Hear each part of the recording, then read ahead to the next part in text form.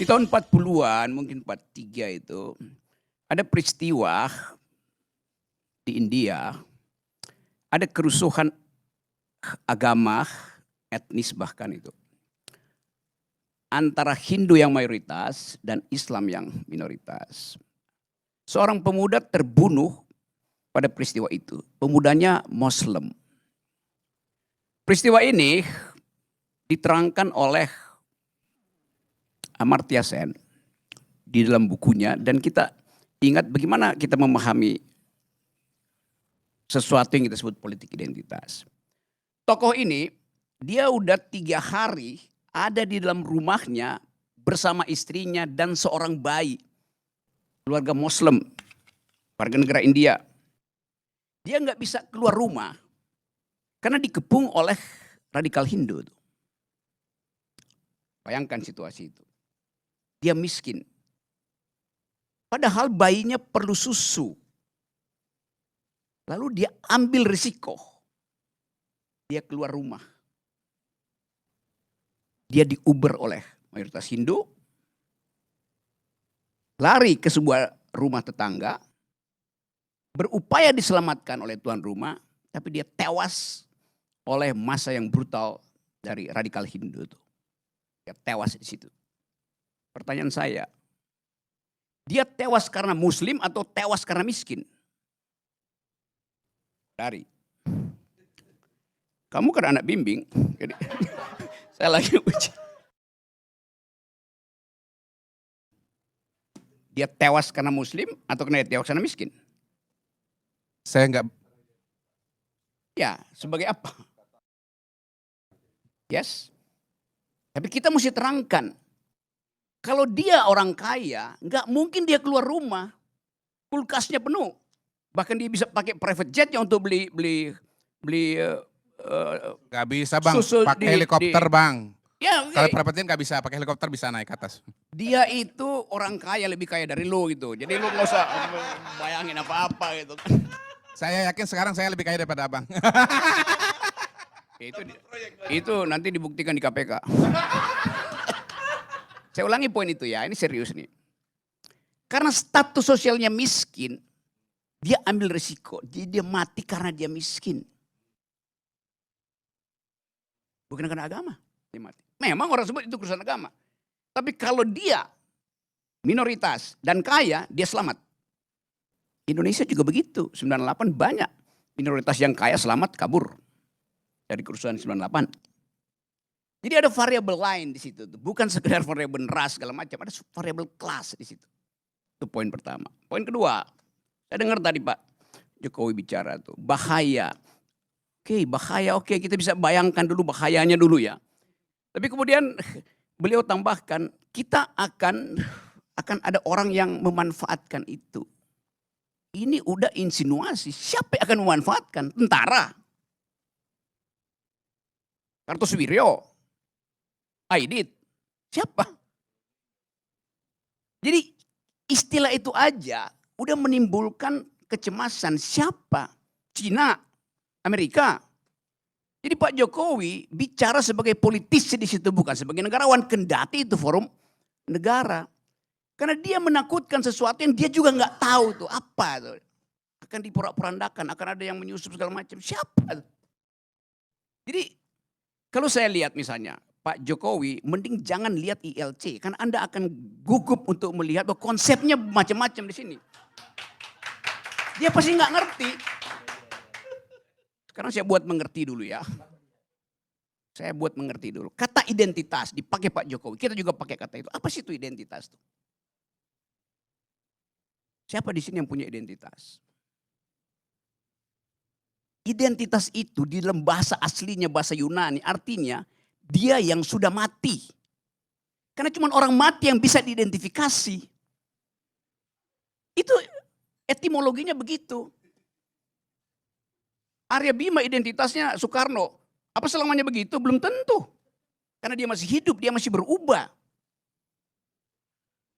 Kodari. Apa identitas 3 periode? Pasti begitu.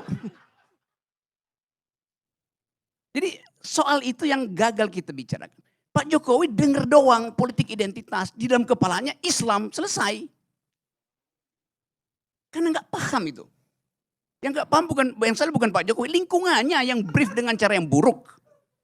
Itu akibatnya kalau bergaul dengan orang dungu. Yes. Saya terangkan itu lebih dalam. Sekarang saya lanjut ya. Lahan-lahan aja. Sesuatu disebut sebagai identitas karena direkognisi. Dalam politik, identitas itu timbul karena direkognisi. Supaya kita selamat dari kedunguan yang menganggap identitas itu final. Enggak. Identitas itu ada kalau orangnya final, artinya udah mati dia. Baru dia kita tahu identitasnya tuh. Selama dia hidup, aroma politiknya Bung Choi ini, Ustadz Choi ini berubah-ubah. Dari pro Ahok sekarang dia menganggap Ahok ada kesalahan di situ. Biasa itu. Pro Anies sekarang. Biasa aja. Kok dari pro Prabowo sekarang masih pro Prabowo. Jadi secara ensiklopedi kata identitas itu hanya mungkin terjadi kalau orangnya udah mati. Itu intinya. Nah sekarang untuk menyelamatkan kekacauan konseptual itu dibikin istilah lain, politics of recognition. Dalam kategori itu identitas dianggap dihidupkan karena direkognisi. Nah itu yang menyebabkan kasus di Kanada misalnya, dia pakai politik multikultural, di kita multikultural. Tetapi mesti diingat, sesuatu disebut multikultural kalau dia punya efek elektoral, hanya itu intinya tuh. Kalau Anda punya identitas sesuatu nggak punya efek elektoral, nggak akan disebut sebagai politik multikultural. Baca Will Kim Lika, baca Charles Taylor segala macam. Itu pentingnya baca, jangan kerja aja. Jadi bangsa ini didirikan oleh orang yang membaca buku.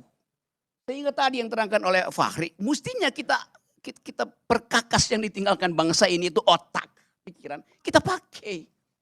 Teruskan perdebatan konstituan itu. Teruskan percakapan tentang masa depan itu. Nah Pak Jokowi nggak ada di situ. Pak Jokowi nggak tahu masa lalu, nggak tahu masa depan. Coba kita fair, coba tanya Pak Jokowi. Apa yang Pak Jokowi tahu tentang yang diterangkan oleh Fahri? Nol. Apa yang diterangkan Egy itu tentang masa depan, harapan. Rock ini memang sok tahu benar-benar. Saya tahu semua memang. Karena itu saya terangkan. Kan tadi kita berupaya untuk mendengar. Lama-lama oligarki intelektual juga dia. Ini apa relevansinya nih saudara? Lanjut. Oke, lanjut sekarang ya. Saya ambil sekarang bagian yang, oke kita bicara masa depan sekarang. Kita ingin masa depan kita dihasilkan oleh pemilu yang bermutu, right? Oke. Pak Jokowi juga bilang begitu, pemilu mesti bermutu tuh. Bagaimana pemilu itu bisa bermutu? Ada pertengkaran pikiran di dalam kampanye. Itu intinya tuh. Seorang pemimpin, dia harus mampu untuk menghasilkan konsep yang visioner. Di mana konsep visioner itu dimungkinkan dihasilkan? Di universitas, dalam pertengkaran di kampus.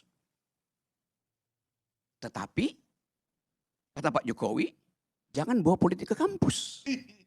Dia nggak ngerti masa depan artinya. Masa depan itu ada gagasan, pikiran. Kampus dilarang untuk memperdebatkan politik. Lalu di mana kualitas perdebatan itu? Nggak ada. Satu poin ya. Poin kedua, seorang tidak cukup dia punya intelektualitas, dia juga punya moralitas itu. Di mana bagian itu diuji? Ya di rumah ibadah. Tapi nggak boleh menguji presiden di rumah ibadah. Jadi Pak Jokowi mau bilang pemimpin ke depan itu nggak perlu intelektualitas, nggak perlu moralitas. Cukup elektabilitas. Nah itu urusannya Kodari. Survei aja. Jadi kita mensurvei sesuatu yang pemimpin kita hasil survei, bukan hasil pertengkaran akademis, bukan hasil moral clarity. Karena di tempat di mana pertengkaran pikiran harusnya diwujudkan, justru dilarang, yaitu kampus. Di tempat di mana moralitas diuji, justru dilarang, yaitu masjid, gereja, rumah ibadah. Di mana otaknya? Jadi dari awal kita tahu bahwa pemilu pasti nggak bermutu. Poin terakhir. 75 hari kampanye. Salah. 4,5 hari kampanyenya. 17 partai ingin membuktikan visinya itu masuk akal. Selama 70 hari. 70 bagi 17, 4,5 hari. Apa yang mau diharapkan dari pertukaran pikiran selama 4,5 hari? Yang diharapkan adalah amplop. Rakyat nunggu amplop. Jadi pemilu ini didesain untuk menghasilkan orang yang tidak berpikir dan orang yang hanya menagih amplop. Itu intinya. Nah, karena itu saya anggap bahwa ini refleksi kita supaya kita nggak sekedar ditipu oleh juru bicara yang disewa oleh istana untuk membodohi kita. Ini forum kejujuran gitu. Saya nggak punya kepentingan, saya nggak punya partai, gue nggak dukung siapa-siapa. Tapi gue dukung, saya ingin dukung orang yang berpikir. Itu intinya tuh. Assalamualaikum warahmatullahi wabarakatuh.